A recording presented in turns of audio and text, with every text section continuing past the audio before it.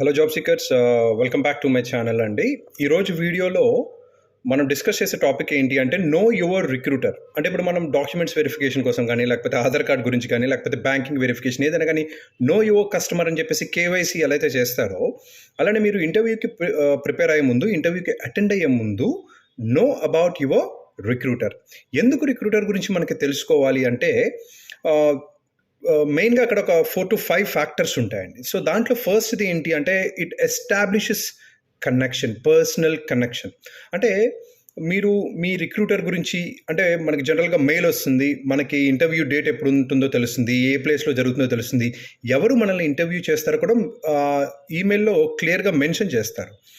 So ఇక్కడ మనం recruiter గురించి తెలుసుకోవడం వలన, ముందుగా మనం కొంత రీసెర్చ్ చేయడం వలన మనకేంటి అంటే అతని యొక్క పర్సనల్ ఇంట్రెస్ట్లు ఏంటి, అలానే తన యొక్క ఎక్స్పీరియన్స్ ఏంటి, తను ఇప్పుడు ప్రజెంట్ వర్క్ చేస్తున్న కంపెనీలో ఎప్పటి నుంచి చేస్తున్నాడు, తనకి మీకు ఉన్నటువంటి కామన్ ఫ్యాక్టర్స్ ఏంటి, లేకపోతే కామన్ ఇంట్రెస్ట్లు ఏంటి. మేబీ రిక్రూటర్కి ఫుట్బాల్ ఇష్టం ఉండొచ్చు, లేకపోతే షటిల్ ఇష్టం ఉండొచ్చు, లేకపోతే క్రికెట్ ఇష్టం ఉండొచ్చు, లేకపోతే అవుట్డోర్ యాక్టివిటీస్.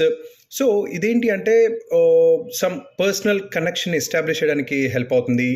నెక్స్ట్ ఏంటి అంటే టైలర్డ్ కమ్యూనికేషన్. ఈ టైలర్డ్ కమ్యూనికేషన్ ఏంటి అంటే తన యొక్క offline activity or online activities మనం తెలుసుకోవడం వలన మనకేంటంటే తనతో మాట్లాడేటువంటి విధానం, మన టోన్ అండ్ మన స్టైల్, మన లాంగ్వేజ్, వీటన్నిటిని మనం కస్టమైజ్ చేసుకోవచ్చు. అండ్ నెక్స్ట్ ఏంటి అంటే third factor, it demonstrates preparedness. అంటే మన రిక్రూటర్ని మనం తెలుసుకోవడం వలన నన్ను ఎవరు ఇంటర్వ్యూ చేయబోతున్నారు ఏంటి అనేది తెలుసుకోవడం వలన మనకి ఏంటి అంటే it will show some good impression. Okay, so company ఏంటి, కంపెనీలో రిక్రూటర్స్ గురించి, అలానే వాళ్ళ యొక్క ఛాలెంజెస్ గురించి, వాళ్ళ యొక్క ఆబ్జెక్టివ్స్ గురించి, వాళ్ళ యొక్క గోల్స్ గురించి మనం తెలుసుకోవడం వల్ల ఏంటంటే మనం ఇంటర్వ్యూకి ప్రాపర్గా ప్రిపేర్ అయ్యి వెళ్ళొచ్చు. And next proper networking. అంటే రిక్రూటర్ గురించి తెలుసుకోవడం వల్ల మనకి ఏంటంటే మేబీ ఆ పర్టికులర్ ఇంటర్వ్యూలో మీరు హైర్ అవ్వకపోవచ్చు, బట్ ఏంటంటే it will help you to build proper networking. అంటే పాజిటివ్ నెట్వర్కింగ్ కోసం ఇది మనకి చాలా హెల్ప్ అవుతుందన్నమాట. మరి మనం ఈ రిక్రూటర్ గురించి ఎక్కడ తెలుసుకోవాలి, ఎలా తెలుసుకోవాలి? ద ఫస్ట్ ప్లాట్ఫామ్ ఏంటి అంటే ప్రొఫెషనల్ నెట్వర్కింగ్ ప్లాట్ఫామ్ లింక్డ్ఇన్లో అతని యొక్క ప్రొఫైల్ని మనం చెక్ చేస్తాము.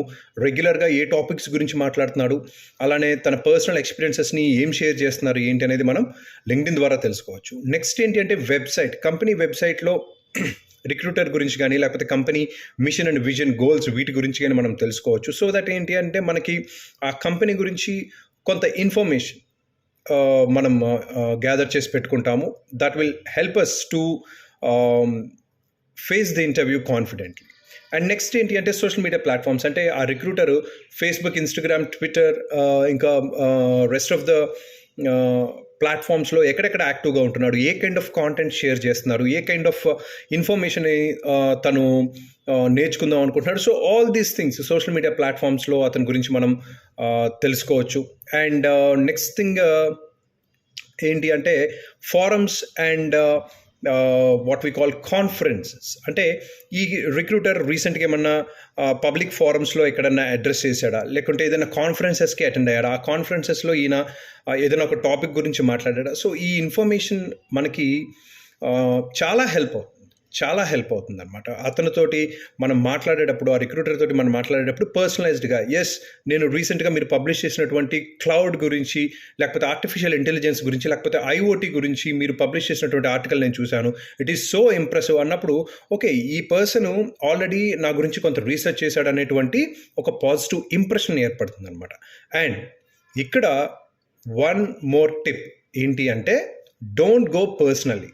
అంటే సార్ మీరు ఫ్యామిలీతో వెకేషన్కి వెళ్ళారు కదా, ఆ ఫ్యామిలీ వెకేషన్ ఫొటోస్ నేను చూశాను, నో, డోంట్ టచ్ ఇట్.